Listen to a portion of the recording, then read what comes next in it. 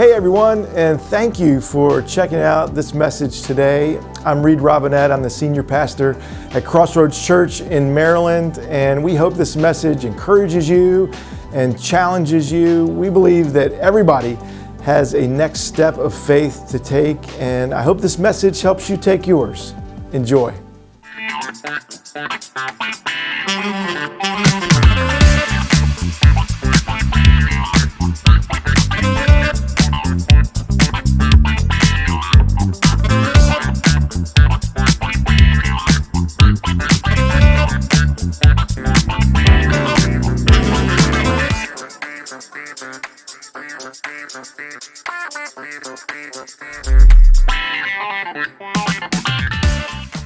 Good morning again, everybody. How we doing? I hope that you are enjoying your summer. If you're joining us online, welcome from wherever you may be watching this morning. Eldersburg campus, good morning, and Hampstead campus, good morning. We got people all over the place joining us today for this end of the series of soul care. And, you know, August is here, but the fall is coming, but we've got a few more weeks. Probably at the end of the summer, you will have someone ask you this question. They'll go, "Hey, how was your summer?" That's a fine question. When kids go back to school, they might, have to write a little report. What did I do with my summer vacation and all of that? But a way better question than how's your summer is this: how's your soul? How's your soul? And we've taken the last 6 weeks to try to begin to understand how to answer that question. It is well. It's well with my soul. And so we're going to finish up today, and I have to refrain myself from telling you every other thing about your soul in the last week that we haven't said in the past 5 weeks, because today is one that will sort of lead us out into, soul care for the rest of your life. And so I had a lot to say. But I feel like more than anything, the tools that we've talked about are ones that you have to use for your soul to be well. And so, there's 258 of you that signed up and said, teach me more about how to do this on a daily basis. If you weren't one of those 258, you can go to our YouTube channel, and we have all the soul care resources there for you to use over and over again. But before we hit this last topic, let's review really quickly what we've talked about so far. We started with identifying the soul as that inner part of who we are. And then we identified 4 things that your soul needs, starting with grace. Your soul needs grace to come alive. The grace of God is how we connect with God. Your soul cannot live without it. It doesn't cease to exist. It just doesn't have life without being connected with God through grace. Then your soul needs a guide, and the guide is you. And that was news for a lot of us. Like, what? I thought, God was my guide. Sure. But you have a job to play in guiding your soul. Some of you remember I put a picture of Bill Murray up on the screen and said, your soul is like Bob, and what about Bob? It's very needy. And so to say my soul knows where to go, no, it doesn't. It needs a guide, and the guide is you. And then we talked about how your soul needs freedom. But not freedom from God, freedom for God. And that freedom and autonomy are not the same thing. Remember, put the fish back in the bowl so it can be free.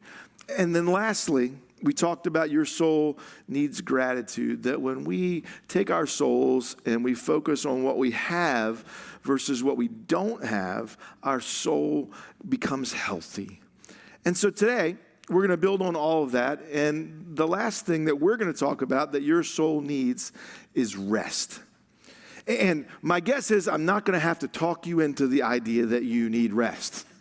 That most of the time, most of us feel like we could use some rest. But let me give you some signs. We've been referencing this book by John Ortberg that's called Soul Keeping.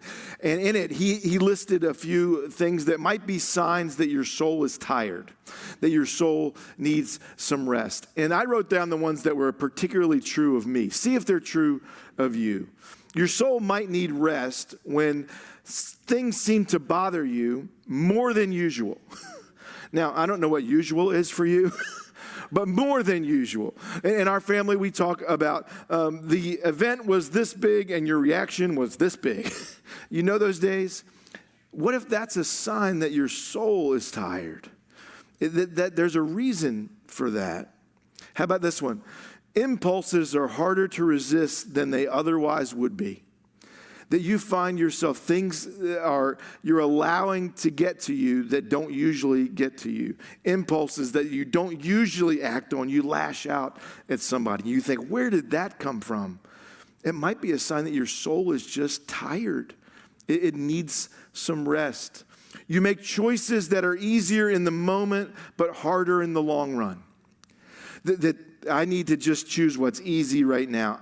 It's probably I'm pay the price later. Why do you do that? Why do I do that? It's usually because my soul is fatigued, it's tired, and it needs rest. I'll give you one more. You have less courage. This one for me is so apparent where often to make a choice that requires courage is not possible if my soul is just on empty, if it's tired, if it's fatigued. There's a great quote that is so popular, it's attributed to all sorts of different people. Actually, the quote is this: fatigue makes cowards of us all. And yeah, I know, right? And that's so true that you can find it attributed to everybody from Shakespeare to General Patton to Abraham Lincoln. It's just true. And so your soul and mine often are running on empty, and we don't even notice it. But some of those signs show up in your life over and over and over again. And maybe the reason why is because your soul needs rest. Your soul and mine needs some rest. So, okay, you're like, okay, I get it. My soul probably needs some rest. What does that mean? Who's responsible for it? And that's a trick question, actually. So I'm not going to throw it out there because in one sense, that's your job, and in another sense, that's God's job. And therein lies the rub of most of spiritual growth, is holding these two truths together. I'll give you an example. In the Psalms, the psalm writer David says in Psalm 62, my soul finds rest in God alone. That's true. But then in Psalm 131, he says, I must quiet my soul to give it rest. Well, wait, which one is it? It's both. You have a role to play, and God has a role to play, and sometimes why we don't find rest is because we're trying to do what only God can do, and we're waiting on God to do what he says we should do. And we're tired because we're not getting anywhere. If that's you, then you're in the right place today, because Jesus knew we would be confused. And he, in one short paragraph, gives us a step-by-step instruction of how this thing works, how to find rest for your souls. Would you like to hear it? I'm glad, because I'm going to read it whether you said yes or no. I don't know what you said online or, in Hampstead, but we're going to do it. We're going to read from Matthew chapter 11, 3 verses, and Jesus explaining how to find rest for our souls. So let's read it. Matthew chapter 11, starting in verse 28. Jesus says this, come to me, all you who are weary and burdened, and I will give you rest. Take my yoke upon you and learn from me, for I'm gentle and humble in heart, and you will find rest for your souls. For my yoke is easy and my burden is light. This is God's word. And thanks be to God that he gives it to us so clearly. It doesn't need to be fuzzy at all. Jesus says, look, make sure you understand who needs rest, who gives rest, and how to get it. It's all right there. Let's look at it together. Number one, question to answer is, who needs rest? Jesus says, all you who are weary and burdened. Just to give you a sense here, we're going to do a mass confession in just a minute. And don't raise your hand yet. There's people in the back raising their hand already. I see where this is going. That's me. Just wait a second. But we're going to do a mass confession. Jesus says, look, if this represents you, I have rest for you. He uses the word weary. The word weary there is, let me find my right place here, labor until worn out. Anybody know that feeling? That whatever you're doing, you can only do it for so long, and then it has worn your soul out. And it might even be a really good thing, but it nonetheless, you can't keep going without having rest. I think we know that physically. You know what it feels like to get to the end, like you just can't physically go on anymore. I was a night watchman when I was in college, which some people stayed up, did all-nighters for studying. I never did that. I did all-nighters to get paid for protecting the lumber at Reisterstown Lumber Company. But, to each his own. But there were some stretches where, and I was coaching lacrosse and doing a bunch of other stuff while I was in college. And there were some times where there would be like, 2, sometimes 3 days where I wouldn't sleep very much. And even though all the stuff I was doing was good, there was a time where it didn't matter anymore. I had to stop and rest. It just wasn't going to work anymore. Your soul does that too. And here's when you often feel it. You often don't feel it when you're just sort of going along. But then something happens, a crisis happens, or something is asked of you that's out of the ordinary, and you try to pull on some reserves from your soul, and it goes, nothing left, buddy, because you haven't given any rest to your soul. So I think a lot of us from time to time feel this weary soul because we are just going. And that's not just physical. It's not less than physical, but it's far more than physical. So I bet you there's some people who feel weary here today, listening today. That's who Jesus is talking to. Those who are weary, anyone who is weary and burdened. The word burdened there is weighed down. That there is something that you are carrying that just feels like it's too heavy for you to move on with. And there's a couple of reasons for this, I believe. The first reason is we have a tendency to try to carry stuff we have no business carrying, that you are just not equipped to carry. One thing would be someone else's load. Some of you your lives revolve around taking people's loads that you have no business taking. And it wears your soul out. You feel burdened. It is too heavy for you. Another way we do this is we take burdens that only God can carry, and we try to carry them. And it just wears us out. But the second reason, sometimes it's not that at all. Sometimes the reason that we feel burdened is life. Yeah, that's a period. It's just hard. It's a difficult thing to navigate. And you know how I used to do those P90X, things, and I forget what the next one was called, but they were on video, and they would, tell you, and you never used any real weights. Like when I was in high school, you go into the weight room and you do these things and all that, and these guys were just your body weight would be enough. And so I remember, one of them was do these, little circles like this with your arms. And then and I'm like, this is the stupidest thing I've ever seen in my life, And then after like 30 seconds, my shoulders are burning. After like a minute, I'm crying. I'm like, oh, let me put my arms down, like that. There wasn't any weight at all. It was just the activity of doing this with sometimes life is just, you're not doing anything wrong. There's not some extra burden on you. It's just hard. So now, weary, burdened, everywhere you're watching at home, whatever campus you're at, mass confession. Anybody ever tend to feel either of these things a little bit? Okay, good. It's not just me. Yeah. So Jesus says, who needs rest? All you who are weary and burdened. Okay. So if you need rest, we have to answer the next question. Who gives rest? Well, Jesus makes it really clear. All you who are weary and burdened, I will give you rest. I will give it.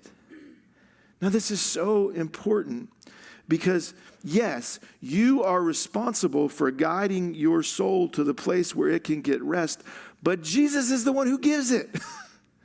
You can't produce it on your own. Rest is not just the absence of something, it's the addition of something. And that's what Jesus says he wants to give you. Now, I think the problem here is Jesus is the answer to a lot of church questions. Have you noticed that? Yeah, it's the old joke in Sunday school about, what's brown, has a bushy tail, and buries nuts. And the kid says, Jesus. I mean, it sounds like a squirrel, but I know the answer is Jesus because we're in church. And the problem is that we leave this Jesus is the answer. That is true. But it's not like a magic potion. Like we sang that song, many of us today, Jesus over my family. Jesus, and the principle of that is so powerful, but it's not like, hocus pocus. Like, Jesus, boom. That doesn't do anything. And so when Jesus says, I will give you rest, you should say, how? How does this work? I want to understand if that's where I get the rest, how? Why? And I would say this, Jesus explains, it is because of who he is. In other words, the Christian faith, the answer is a person. It's not a potion. The answer is a person. It's not a ritual. It's not do this in this order and it will go. No. It's get to know this person. And so that's why, as he describes himself here in these 3 verses, there are some gold nuggets that unlock. If you don't know Jesus in this way, you are not going to find rest. Jesus says, I am. Now, whenever Jesus says I am, all sorts of lights should go off on your dashboard. Because that's a famous saying that God said to Moses in the burning bush. Moses said, hey, what's your name?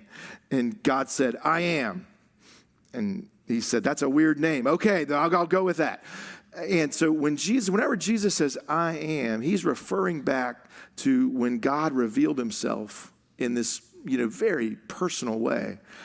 And so there's all kinds of I am statements in the New Testament. Jesus says, I am the light of the world. And refers back to, remember in the Old Testament, they said people are walking in darkness, but they will see a great light. And Jesus shows up and says, I'm the light. Jesus says, I'm the bread of life. You remember back in the Old Testament, God provided manna every day. And then Jesus shows up and he goes, I'm the bread. I'm the resurrection and the life. I'm the way, the truth, and the life. All these I ams. The one that never makes it into the list is this one from Matthew 11. And it is so packed with meaning. Jesus says here, okay, I'm going to give you rest. Here's how. You need to know that I am two things. He says, I'm gentle and I'm humble in heart. Now, why would he could have thrown a bread of life in there. He could have thrown a resurrection in there. No, he says, in order for you to find rest for your soul, you need to know this about me. And what does he say? He says, I'm gentle. Now, gentle is the same word as in the scripture here as gets translated sometimes meek in the Beatitudes. Blessed are the meek, for they will inherit the earth. This is the same word, gentle. And often we think of gentle as weak, not just meek. And those two things are almost polar opposites. There is no weakness in this word, meek or gentle. In fact, it is power under control. It is power without harshness at all. And that's what Jesus says you need to know about him. Aren't you glad? If you want something from Jesus, you need to know he has the power to give it. He says, I have the power, and there is no harshness in it. I am gentle. You need to know that about me. The more you know that, the more restful your soul can be. And then he says, I'm not only gentle, I'm humble. Humble in heart. Sometimes it's translated lowly in heart, which when I hear that, I think, does that mean you're sad, Jesus? No, not at all. It means that this word that's translated humble or lowly literally means not self-reliant. So someone who says, I'm humble, says, I understand that I am not self-sufficient, that I must rely on another in order to be well. Think of who's saying this. It's Jesus, who says, I have learned how to be not self-reliant. I've learned that. And I'm gentle. I have the power, but it's no harshness connected to it. And so he says, if you know that about me, there are some things that come along with that. And he describes them this way. He says, my yoke is easy and my burden is light. Now, there's very few times in the whole Bible where God says something's going to be easy. I mean, very few. Most of the time, God says, this is going to be super hard, but I'll be with you. That's the refrain that you hear a lot. Jesus, right? He says, in this world, you will have trouble, but take heart. I've overcome the world. Okay, it's going to be hard. This is one of the only places where it says there's something that's easy. And some of us will go, well, thank God. Something. Tell me what the easy part is. I would love to know. And Jesus says, my yoke is easy. Now, a yoke is an apparatus, like a harness that you place on two animals so that they can do work together, that you can multiply the effectiveness of the plow or what have you. And so Jesus says, my yoke is easy. The word easy there means kind and good, which both have meaning. Kind means it's pleasant, actually, for you. The experience will be pleasant. And good means it's effective. So Jesus says, my yoke is both pleasant and effective in getting the work done. Because that's who I am. Now, yoke also had this meaning in the first century. A rabbi would explain to his disciples how to obey the law. That was kind of the rabbi's deal. And so they would say, this is what it means for you to obey the law. And the other rabbi would go, no. This is what it means. You do this, you can walk that far on Sunday, and, whatever it was. And then the other rabbi, no. Whatever they said, that was their yoke. They said, this is my yoke. This is what you have to do. This is my yoke. This is what you... And Jesus shows up and he goes, those yokes are going to wear you out trying to please God. Take my yoke. Where you put the emphasis here is so important. Take my yoke on you. Take my yoke on you. For my yoke is easy. It's pleasant and it works. And then he says, and my burden is light. So what it feels like to be yoked with me, Jesus says, so this is a great barometer for you. Jesus says, if you get this right, here's what it feels like to be yoked with me. It feels like the burden is light, like you can bear this burden. Now, why? Why does it feel like that? Maybe it's because Jesus knows exactly how the burden should fit you, knows exactly what to give you, knows, if you have a harness that doesn't fit at all, that's going to be unpleasant. But if it's perfectly tailored to you, then maybe that's one of the reasons, but probably it's mostly because of who you're yoked with. Right? Jesus doesn't go, okay, you and you. There you go. Give you a yoke. No, he says, I'm on the other side of the yoke. And so yoke with me, and we'll do this thing. And he's got power, but he's not harsh. He has humility, right? And so Jesus says, come be yoked with me, and you will find rest for your souls. Do you have that picture of what this relationship, not hocus pocus Jesus, but living connected with him, and how it can bring rest for your souls? Okay, so we answered two questions. Who needs it? Yeah. Who gives it? Jesus. But not, yoked together. All right, how do you get it? Jesus gives us 3 action steps that each of us can take. And no one can do this for you. They are brief because you can't do them right now. You need to practice these every day of your life, and you will find rest for your soul. So let's look at them in order really quickly. The first one is Jesus says, come to me. Come to me. You ever heard of a come to Jesus moment? Most of the time, that has all sorts of other implications. This is Jesus saying, we're going to have a come to Jesus moment, if you choose, and it will provide rest for your soul. Let me tell you this. You need to go where rest can be found. Your soul is going to go somewhere. It's not going to stay put. Bob is wandering all around.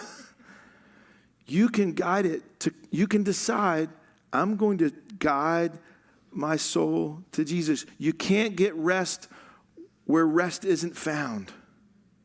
It won't happen.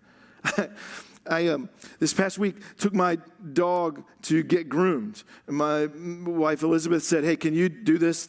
This week? Can you find some time and take her to the groomer? She looks like a mess." I said, "Yes, I'll do it." And so I drove up to the place, up here beside Aldi and in Westminster, and I went in with Sassafras, my dog, and I said, "Hey, I'm here. This is Sassafras. We're here for the grooming." And the person went, "Oh, hi." They talk to the dog and not really to you. You know how that works. And so she types in, and she's like, "Are you trying to make an appointment?" And I said, No, I have an appointment, 1:30. Dogs, hasn't put my wife. She said, "Don't be late." So I'm here. It's 1:30, and she said, "Well, are you perhaps supposed to be at PetSmart?" And I said, "Where am I?" Which is never a great question, to ask. Where am I? And she said, "You're in Petco." And so then I had to call my wife and say, "The thing, I'm not late. I was there on time. I was just not at the right place." I went to a place that I thought could help me. It was the wrong place. It looked good. Couldn't help me. Jesus says, this is, you need to do, you come to me.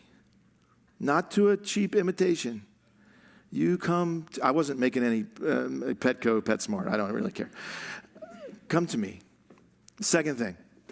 Then he says, take my yoke. Come to me, number one, then take my yoke. My yoke. Jesus is not doing this for you. He's not slamming it on you. He's saying you need to take it. You need to decide, I'm going to be hooked with you. I'm going to do it your way. You get to choose that. But let me just give you one word of caution. There is not a no yoke option. You're going to be yoked to something. You are going to look to something to provide you the assurance that you're okay, that life is going to be all right, that you can get up in the morning. You're going to yoke to something. Jesus says, be very careful how you make this decision and choose to take mine, because it will provide rest for your soul. So he says, come to me. He says, take my yoke. And then finally, he says, learn from me. Learn from me. Now, why would he say that? Come to me, I get. Take my yoke. Makes some sense. But then he says, learn from me. And I have a couple of thoughts here. One is that Jesus came to the planet with the primary job of saving all of humanity. He also demonstrated how to live life. So he says, look, I was doing this. Learn from me. And I think what we learn is some of the counterfeit options that we tend to think will provide us rest really won't, and you can see it because Jesus didn't do any of them. Like Jesus cared deeply. Would you agree? He cared deeply with people. He cried, even though he knew he was going to raise Lazarus again. He cared deeply. So rest is not numbing your soul so that you don't feel. That's not going to be rest. Some of us try that.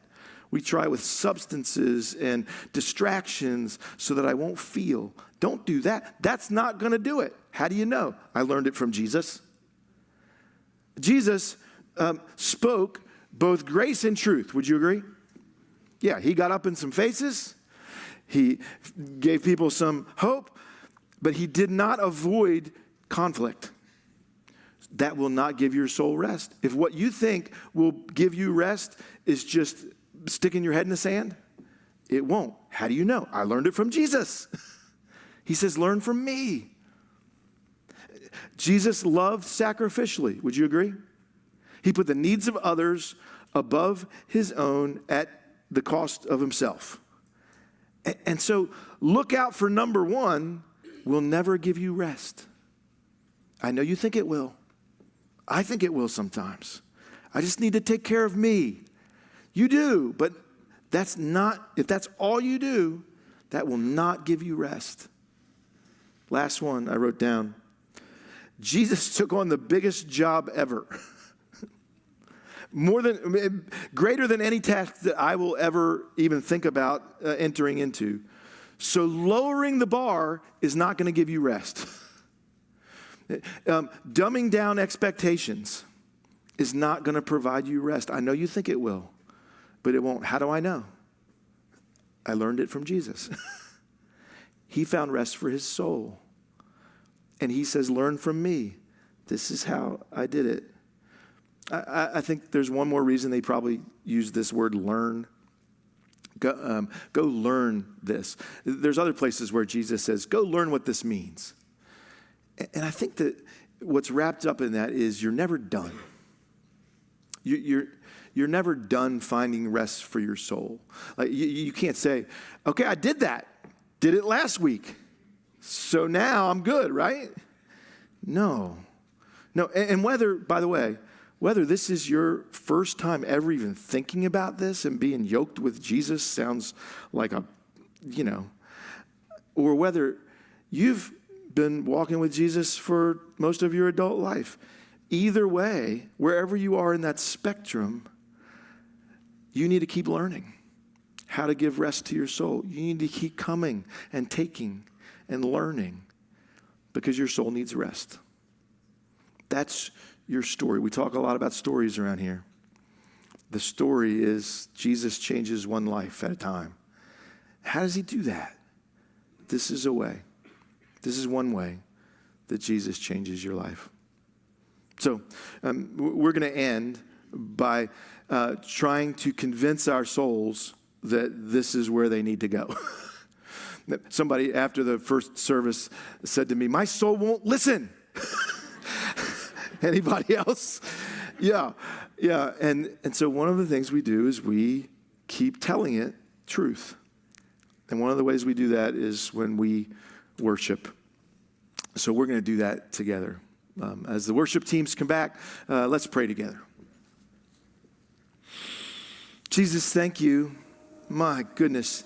Thank you for your words that pack so much meaning and power in just a couple of sentences. I often feel weary and burdened, and I need some rest. And there you are, saying, come on, I'll give it to you. Come to me. Take my yoke. Learn from me. My yoke is easy. My burden is light. Lord, make that truth sit on my soul this morning. I pray for somebody who's listening right now who has never taken the step of saying, I don't want to do life on my own anymore. I want to do it your way. Maybe this is the come to Jesus moment for somebody right here this morning who's listening. And so, God, I pray that you'd hear that heart, that you would receive them with open arms, and that they would leave with a burden that's been lifted. I pray for that in Jesus' name. Amen. Thanks for listening. This message was a part of the ministry of Crossroads Community Church. To support Crossroads and make more messages like this available, you can click Give Now in the description below. And to find out more information on all of Crossroads Ministries, go to crossroads140.com.